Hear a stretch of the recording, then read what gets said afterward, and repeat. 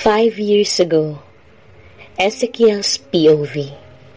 Kabababa lamang namin ng kotse at patawid na kami ni Lauren sa kabilang side ng kalsada, papunta sa kanyang apartment dahil lagi ko siyang inihahatid hanggang pintuan niya nang bigla naman bumuhos ang malakas na ulan. Kung kailan naman, malapit na kami. Oh my God! Nabasa ka na!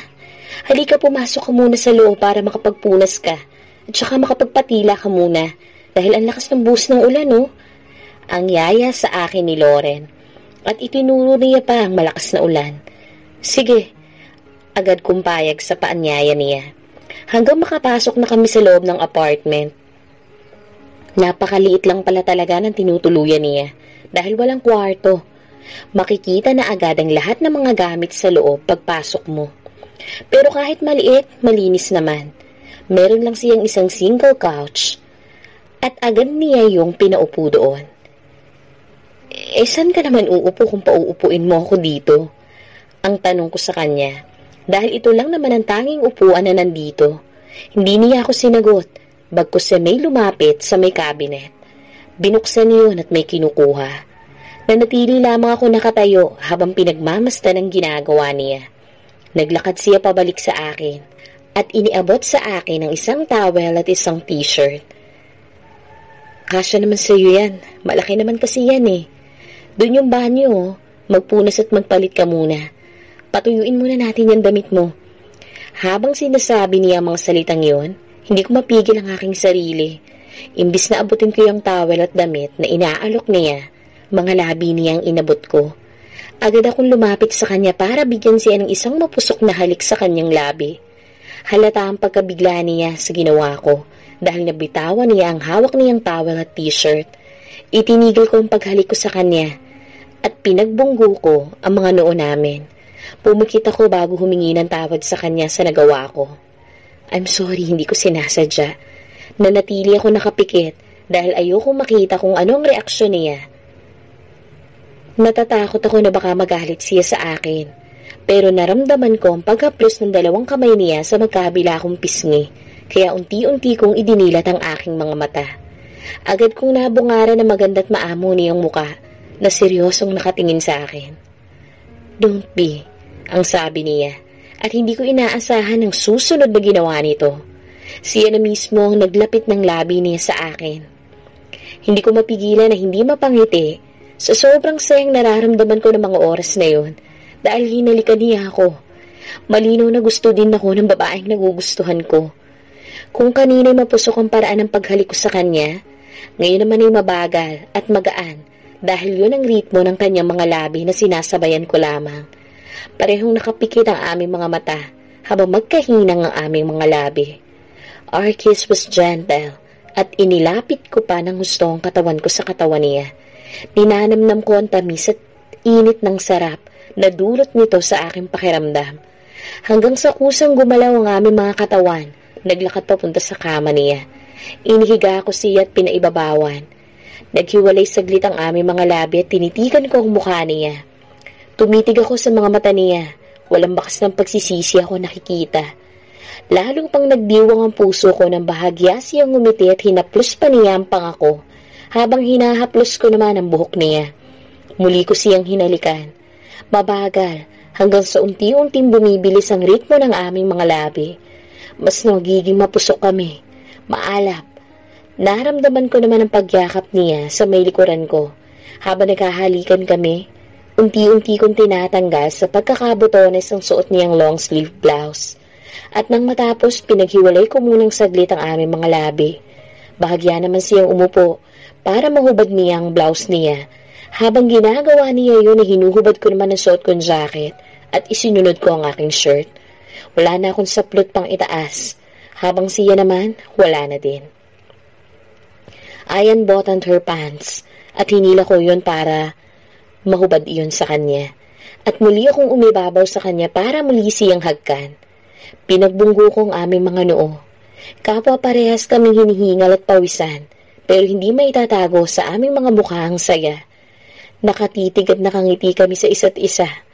Masuyong hinaplos ko ang kanyang buhok. At pagkatapos ay hinagkan ko siya sa kanyang noo bago sabihin ng mga katagang, mahal kita. Lawrence POV. Anong ginagawa niya dito? Anong kailangan niya? Sobrang bilis ng tibok ng puso ko. Hindi ko alam kung kaya ko siyang harapin ngayon. Pagkatapos ng mga nangyari noon, hindi na ako muling lumingon sa bintana at hindi ko kaya makipagtitigan pa sa kanya. Kinuha ko ng kitchen towel na nakasabit sa punasan. At pinunasan ko na ang aking kamay. At pagkatapos ay pumunta ako sa may sala para kunin ang cellphone ko na nasa may center table sa tapat ng sofa. Umupo ako at muli ko na namang tinry na i-dial ang number ni Isaac. Kahit paulit-ulit na hindi matawagan ay nagbabaka sakali pa din ako na baka magri-ring iyon. Habang nakatapat sa tenga ko ang cellphone, bigla ako nakarinig ng pagkatok sa pintuan.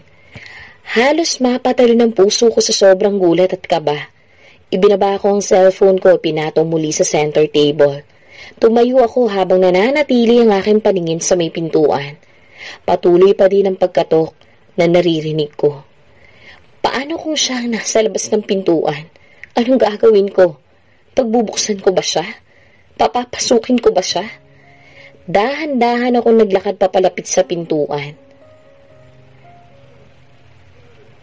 Sunod-sunod pa rin ang pagkatok na siyang lalong nagpabilis ng tibok ng puso ko habang papalapit ako. Loren! Andyan ka ba? Nahimasmasa naman ako nang narinig ko ang boses ng nagsalita. Si Molly pala yun, kaya binilisan ko ang lakad ko papunta sa may pintuan para pagbuksan ang aking kaibigan. Agad ko siyang niyakap pagkakita ko sa kanya. Tapos tumingin ako sa may labasan pero wala na yung kotse. Wala na si Ezekiel. Bakit? May nangyari ba? Agad na tanong ni Molly sa akin. Kumalas ako mula sa pagkakayakap ko sa kanya. Sinagot ko ang tanong niya. Wala lang. Masaya lang ako dahil pinuntahan mo ako. At niyaya ko na siya pumasok sa loob. Kumain ka na ba? Ang agad kong tanong sa kanya. Oo, kumain na ako eh. Ikaw, kumain ka na ba? Oo, katatapos ko lang. Ang sagot ko naman sa kanya. Pero hindi ko mapigilan na hindi magtanong sa kanya. Yung pagpunta mo dito, may nakita ka bang kotse na nakaparada sa labas? Nag-isip pa siya bago sumagot. Wala naman ako napansin. Bakit? Ang takang tanong niya. Wala. Kalimutan mo na. At muli kong dinampot ang cellphone ko para muling i-dial ang number ng asawa ko. Kita ko naman ang maputong hininga ni Molly. Tila may gusto siyang sabihin pero nanatili lamang siyang tahimik at nakatingin sa akin. Alam ko naman ang gusto niyang sabihin. Naitigil ko na ang pagtawag pero paano ko gagawin yun? Sa ngayon, ito lang ang tanging paraan na alam ko. At nagbabaka sakali na baka biglang mag-ring ang cellphone niya. Ilang dial na ang nagawa ko, pero wala pa din talaga. Hanggang sa maramdaman ko na lamang ang kamay ni Molly na humawak sa kamay ko kung saan hawak kong phone. Binigyan niya ako ng tingin na para bang sinasabi na, tama na, at umiiling-iling pa ito. Napailing din naman ako at hindi ko naman mapigilan ang pagpatak ng mga luha ko. Kinuha sa akin ni Molly ang cellphone at inilapag ito sa center table. At pagkatapos ay niyakap ako.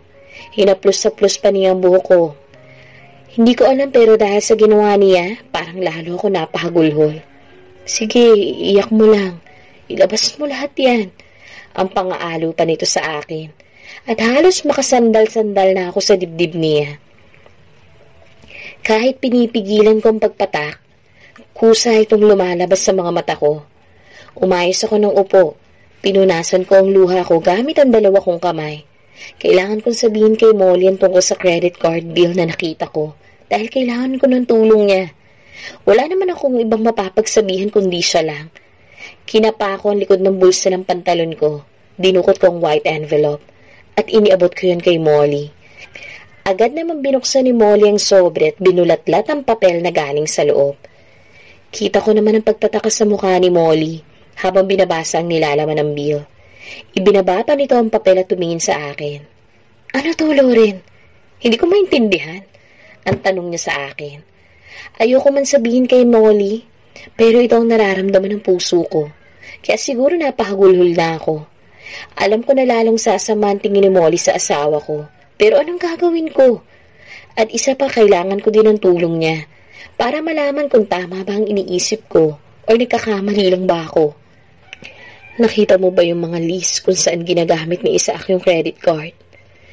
Hindi niya ako kasama noong time na ginamit niya yan.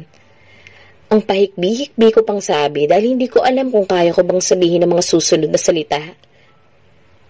Tapos, ang sabi ni Molly na seryosong nakatingin sa akin at para bang sinasabi na ituloy ko lang ang kung ano mang gusto ko pang sabihin.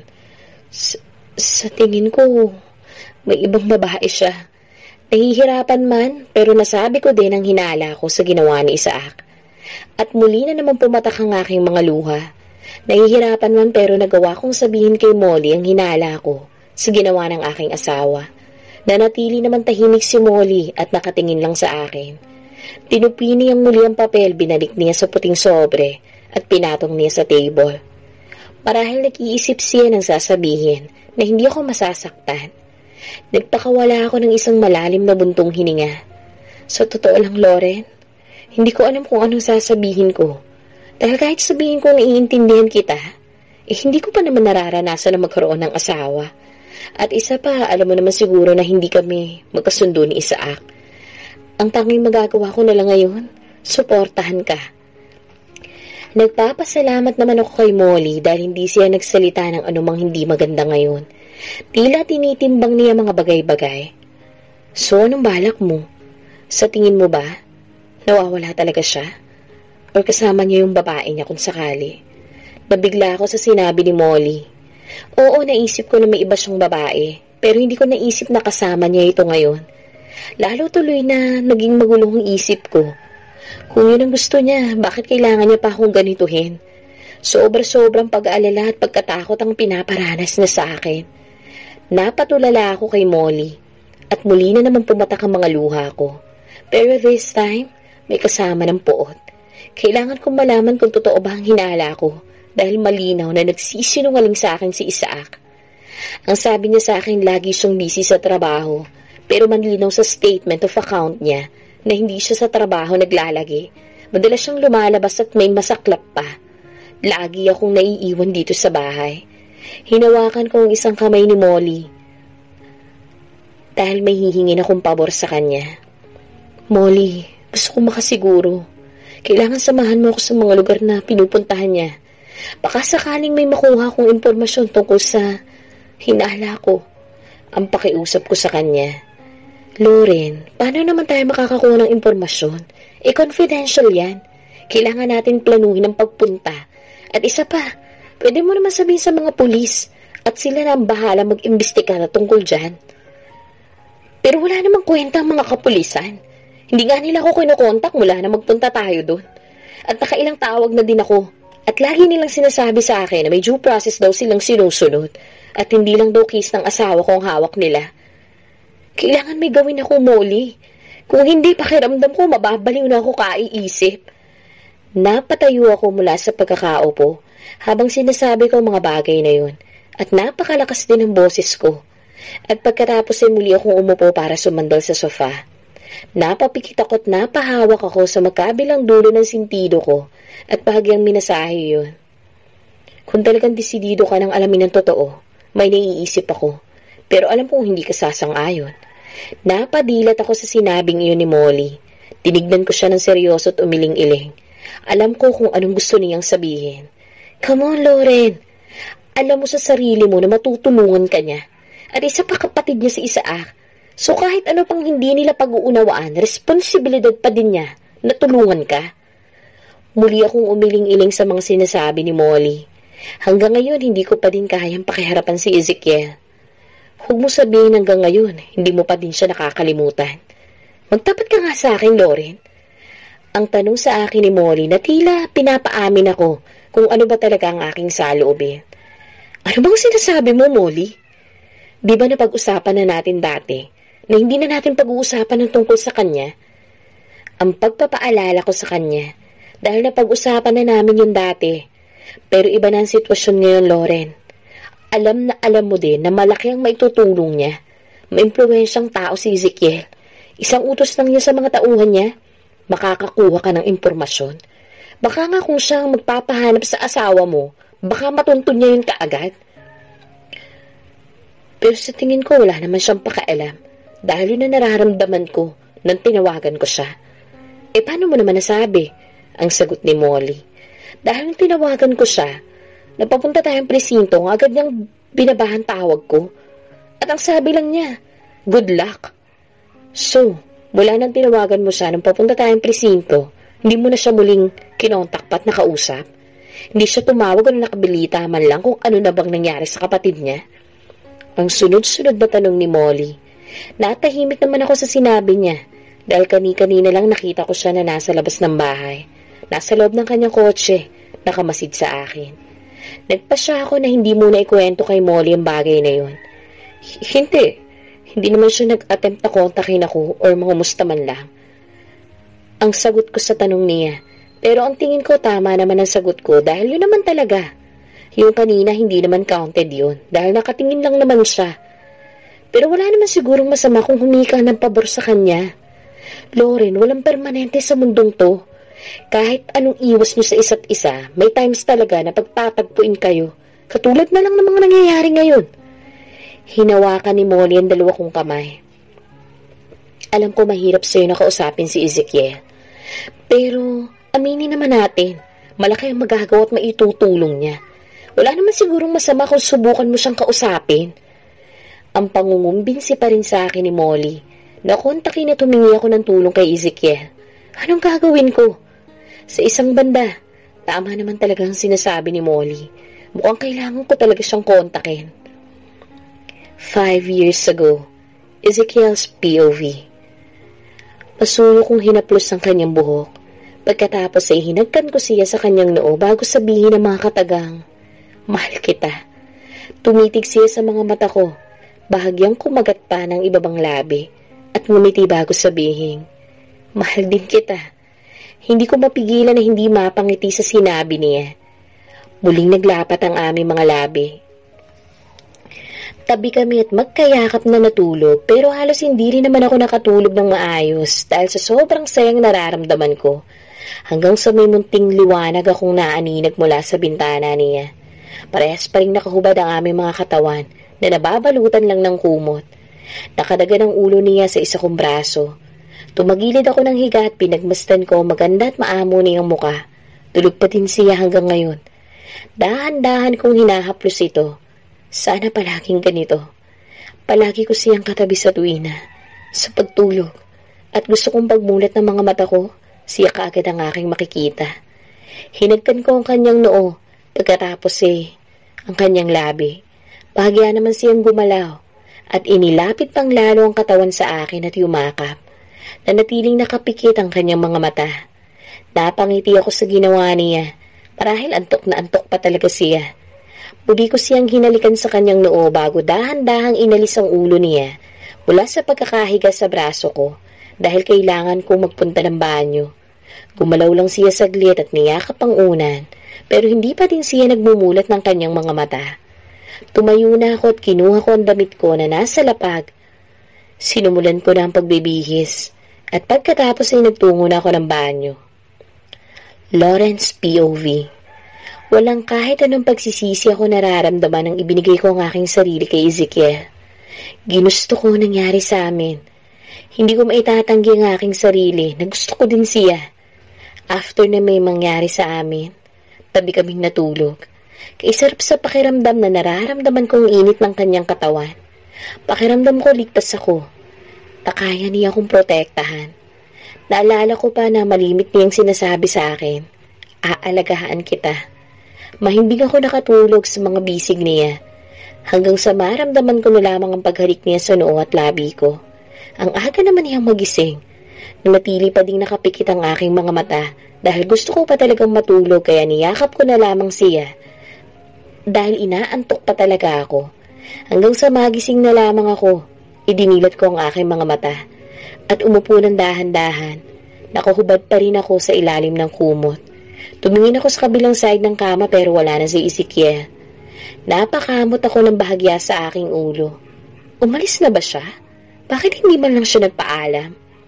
Tinawag ko ang pangalan niya at nagbabaka sakali ako na nagbanyo lamang pero walang sumasagot. Nalulungkot man, wala na akong magagawa Kaya nagpasya na lamang akong tumayo para ayusin ang aking sarili. Habang balot ng kumot ang aking katawan, naglakad ako papunta sa aking banyo. Nagpasya akong maligo ngunit hindi pa man ako nakakapasok sa loob. Bigla naman bumukas ang main door. "Oh, gising ka na pala. Bumili lang ako ng almusal natin," ang sabi niya, habang bitbit ang isang paper brown bag at 2 coffee cup. Hindi ko naman napigilan ng sarili ko na lumapit sa kanya at halikan nito sa kanyang mga labi. "Good morning. Maliligo lang ako," ang paalam ko sa kanya. "Okay." Ang matipid kong sagot sa kanya at tumalikod na ako para pumasok sa loob ng banyo. Binuksan ko ang shower. Nagtuloy-tuloy ang agos at ingay ng kaluskos ng tubig na nagmumula dito. Itinapat ko ang aking ulo, ipinikit ko ang aking mga mata, hanggang sa mabasa ang buo kong katawan. Kinuha ko ang bar soap at ikinuskos yun sa aking katawan.